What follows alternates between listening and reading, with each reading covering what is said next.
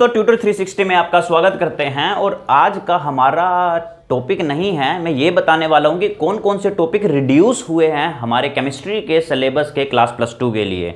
Boards के लिए बहुत ज़्यादा अच्छी खबर है ना, क्योंकि 30 से 35% सिलेबस जो है वो रिड्यूस ही कर दिया गया है, तो आप आसानी से तैयारी कर सकते हो। और फिलहाल फर्स्ट टर्म का है ये जो सिलेबस मैं बता रहा हूँ। जो हमारा चैप्टर फर्स्ट है सॉलिड स्टेट है ना, उसके कुछ टॉपिक्स हैं। मैंने, अगर आप एनसीईआरटी देख रहे हो तो पेजेस ऑफ एनसीईआरटी मैंने यहाँ पर लिखे हैं, जोन से रिड्यूस हो चुके हैं। ये टॉपिक्स आपको एनसीईआरटी के इन पेज नंबर पे मिलने वाले हैं। आप साथ साथ टिक मार्क करते रहना अगर आप देख रहे हो इस वीडियो को तो, ठीक है। चैप्टर 1 क्या कह रहा है सॉलिड स्टेट का। सॉलिड स्टेट में से इलेक्ट्रिकल और मैग्नेटिक प्रॉपर्टी को हटा दी गई है। सेमीकंडक्टर भी एन टाइप और P type, insulators, band theory, ये सारे के सारे टॉपिक जो है वो रिड्यूस कर दिए गए हैं। अगर आप किसी रेफरेंस से पढ़ रहे हो तो आपके लिए आप ये टॉपिक देख सकते हो और वहां से कट आउट कर सकते हो। ये बहुत मेजर टॉपिक है ना, semiconductor, N type, P type, doping है ना, इंसुलेटर्स, फिर बैंड थ्योरी के अंदर हमारे वैलेंस बैंड, कंडक्शन बैंड, तो काफी सारा पोर्शन जो है सॉलिड स्टेट का वो रिमूव कर दिया गया है। अगर आप एनसीईआरटी से देख रहे हो तो पेज नंबर 26, 29, 28 और 27 पे ये टॉपिक्स आपको मिलने वाले हैं। आप क्रॉस मारिए और साथ के साथ जो है अगले चैप्टर पे आ जाइए। चैप्टर 2 जो है हमारा सॉल्यूशन है। अच्छा, ये टर्म 1 में आने वाले हैं।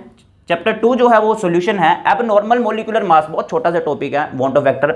वैसे एबनॉर्मल मॉलिक्यूलर मास की पहले से भी कोई 2 या 3 नंबर का ही आता था, है ना, 2 नंबर का क्वेश्चन एक आता था। वांट ऑफ से तो क्वेश्चन बहुत कम पूछते थे, तो फिर भी हमारे पास ये रिड्यूस कर दिया गया है। पेज नंबर 57 और पेज नंबर 58 इसमें से आप काट दीजिए।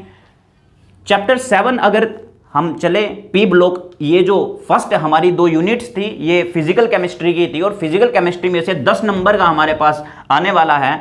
और फिर इनऑर्गेनिक केमिस्ट्री का सिर्फ और सिर्फ पी ब्लॉक ही हमें देखना है। पी ब्लॉक में से भी मेजर पार्ट जो है ना, वो काट दिया गया है, जैसे कि ऑक्साइड ऑफ नाइट्रोजन है ना, phosphorus and allotropic forms, compounds, oxo acids, ये सब काट दिए गए। 178 से लेके 184 तक आपको देखने मिलने वाले हैं इन पेजेस पर टॉपिक्स। 178, 180, 181, 182, 183 एंड 184। और इनऑर्गेनिक के अंदर भी जो हमारे मार्क्स की वेटेज रहेगी वो 10 नंबर ही रहेगी। तो आप सोच सकते हो एक चैप्टर और 10 नंबर है, तो कहीं ना कहीं जो सिलेबस बचा है उसे बहुत नंबर ऑफ क्वेश्चंस पूछने वाला है, और वो बहुत इजी क्वेश्चंस होंगे। तो इनऑर्गेनिक का जो आपका पोर्शन होगा आप बहुत अच्छे से करके रखिए। फिर मेजर टर्म 1 में हमारे पास ऑर्गेनिक पूछा जा रहा है। ये सारा का सारा पार्ट ऑर्गेनिक का है। 3 चैप्टर्स पूछे जा रहे हैं, halo alkanes and halo arenes, alcohol, phenol and ethers, और बायोमोलिक्यूल्स। बायोमोलिक्यूल्स में से खैर बहुत सी चीजें काट दी गई है, बहुत छोटा सा ही चैप्टर बचता है अगर इसमें से ये सब काट दिया जाए, like oligosaccharide and polysaccharide. Oligosaccharide में हमारे सुक्रोज, लैक्टोज, माल्टोज, इसमें स्टार्च, सेलुलोज और ग्लाइकोजन आते हैं पॉलीसैकेराइड के अंदर। विटामिन, हार्मोन और एंजाइम की स्टडी भी काट दी गई है, जो कि आपको 430 नंबर पेज पे मिलने वाली है।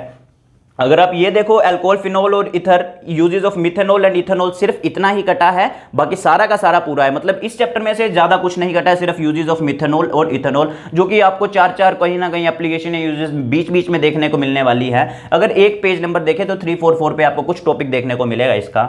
हेलो एल्केन्स और हेलो एरीन्स के अंदर से उसके यूजेस, एनवायरमेंटल इफेक्ट्स, किसके, पॉली हैलोजन कंपाउंड्स के रिमूव कर दिए गए हैं। पॉली हैलोजन कंपाउंड मतलब कि हमारे dichloromethane, trichloromethane, tetrachloromethane या फिर आयोडोफोम, ये सारे के सारे पॉली हैलाइड कंपाउंड्स हैं, इनको भी रिमूव कर दिया गया है। फ्रियोन्स और डीडीटी भी इसी के अंदर आते हैं, तो 318 पेज पर आपको फ्रियोन्स और डीडीटी मिल सकते हैं। 317, 318, 344। अगर आपको जानना है कि इन सब के अंदर क्या क्या पढ़ें तो आप बताओ कि मेजर टॉपिक्स के बारे में कमेंट कीजिए जो आपको समझने हैं, है ना, फिर मैं आपको पढ़ाऊंगा वो। और ये ऑर्गेनिक 15 नंबर की आने वाली है, मतलब सबसे ज्यादा जो वेटेज है वो 15 नंबर ऑर्गेनिक से है। टोटल मिला के 35 नंबर मिल रहा है। मैंने आपको पहले बताया था टर्म 1 जो कि नवंबर में होगी, और शायद इससे आपको सिर्फ और सिर्फ एमसीक्यू ही देखने को मिले, है ना, शायद या पक्का ही एमसीक्यू मिलेंगे। और अगर आपका जो एग्जाम है स्कूल में होता है तो आपको थोड़ी सी प्रिपरेशन और अच्छे से करनी होगी, क्योंकि वैसे तो आप ऑनलाइन में तो कुछ ना कुछ जुगाड़ लगा के बैठे ही होंगे, है ना। तो 10 और 15, 35 नंबर के आ गए। 15 नंबर की असेसमेंट, 15 नंबर की असेसमेंट मतलब जिसमें आपका फाइल रिकॉर्ड, वाइवा, है ना, ये सब चीजें होंगी। और टोटल जो है 50 मार्क्स का हमारे पास टर्म 1 के अंदर होगा। तो आओ चलते हैं टर्म 2 की ओर। तो दोस्तों सेकंड टर्म के अंदर भी बहुत सारा सिलेबस रिड्यूस करवा दिया गया है। जैसे कि इलेक्ट्रोकेमिस्ट्री, फिजिकल केमिस्ट्री के अंदर से 3 यूनिट आने वाली है, 13 नंबर की, 13 मार्क्स की। इलेक्ट्रोकेमिस्ट्री के अंदर से कौन कौन से टॉपिक रिड्यूस हुए, जैसे कि लो ऑफ इलेक्ट्रोलिसिस, जो ऑलरेडी वीडियो में कवर भी किया गया है, वो नहीं करना है ना। गैल्वेनिक सेल भी कवर किया गया है, galvanic cell, dry cell, fuel cell, lead accumulator या फिर लेड स्टोरेज बैटरी, कोरोजन भी नहीं है।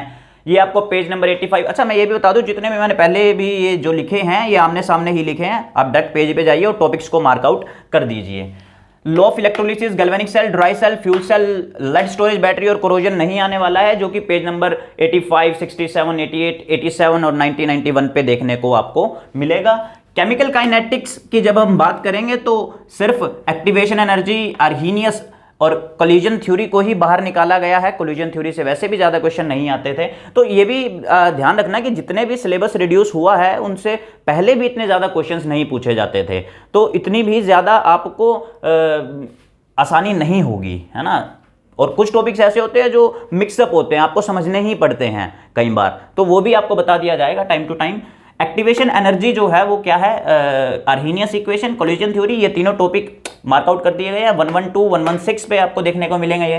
सरफेस केमिस्ट्री के बारे में catalysis, activity and selectivity, emulsion, enzyme catalysis, 129 से 145 तक के ये जो 4-5 पेज है इसके अंदर आप देखोगे ये सारे के सारे रिड्यूस करवा दिए गए हैं। इनऑर्गेनिक के सिर्फ 2 हमारे पास टॉपिक आ रहे हैं, D and F block, that is and coordination compound. इसके अंदर से हमारे पास सबसे पहले लेंथेनॉइड की रिएक्टिविटी नहीं आएगी, एक्टेनॉइड का सिर्फ और सिर्फ उसकी जो इलेक्ट्रॉनिक कन्फिगरेशन और ऑक्सीडेशन स्टेट है वो नहीं जाननी है, उसके अलावा जो भी वहां पर प्रेजेंट है वो पढ़ना है। KMnO और K2Cr2O7, पोटेशियम परमैंगनेट और पोटेशियम डाइक्रोमेट से जितनी भी स्टडी आपको आपके चैप्टर में देखने को मिले काट देना, जो कि पेज नंबर 231, 232, 238, 239 और 237 पे आपको देखने को मिल रही है। कोऑर्डिनेशन कंपाउंड के अंदर से आइसोमेरिज्म, भले वो ज्योमेट्रिकल हो या स्टीरियो हो, दोनों ही नहीं आ रहे हैं। इंपॉर्टेंस हमारे मेटल्स की कोऑर्डिनेशन कंपाउंड की क्या है बायोलॉजिकल सिस्टम में, वो भी नहीं आ रहा है ना। एक्सट्रैक्शन ऑफ मेटल्स भी आपको नहीं करना है, वैसे भी जो आपका एक मेजर चैप्टर है एक्सट्रैक्शन का वो काट दिया गया है, ये आपको पेज नंबर 251 और 262 पे देखने को मिलेंगे। उसके बाद ऑर्गेनिक की तरफ चलते हैं।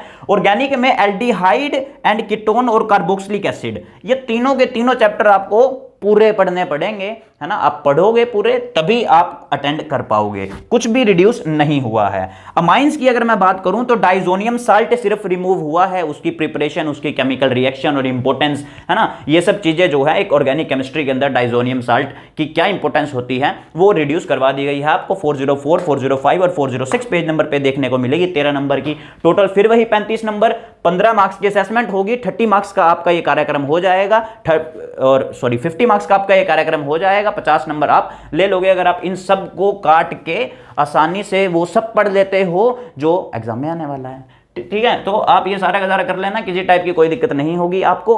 50 नंबर ये और 50 पहले के, ये दोनों मिलाकर वेटेज के आपको आपका रिजल्ट क्लास +2 बोर्ड का वो मिल जाएगा। ये जो टॉपिक है दोस्तों, ये सारे के सारे रिड्यूस जो हुए हैं, इनसे पहले भी मैं बता दूं कि इतना ज़्यादा पोर्शन नहीं आता था, तो आप अपने फोकस स्टडी पर करते रहें और टाइम टू टाइम अपना टाइम टेबल बनाएं, अपना स्टडी रूटीन बनाएं, क्या क्या आपको पढ़ना है, किस सिरे से पढ़ना है, आप वो भी बनाएं। मैं उसकी भी वीडियोस बनाने वाला हूं फर्दर टाइम में, और अगर आपको किसी और रिलेटेड वीडियो चाहिए तो आप लाइक करें, शेयर करें और सब्सक्राइब करें।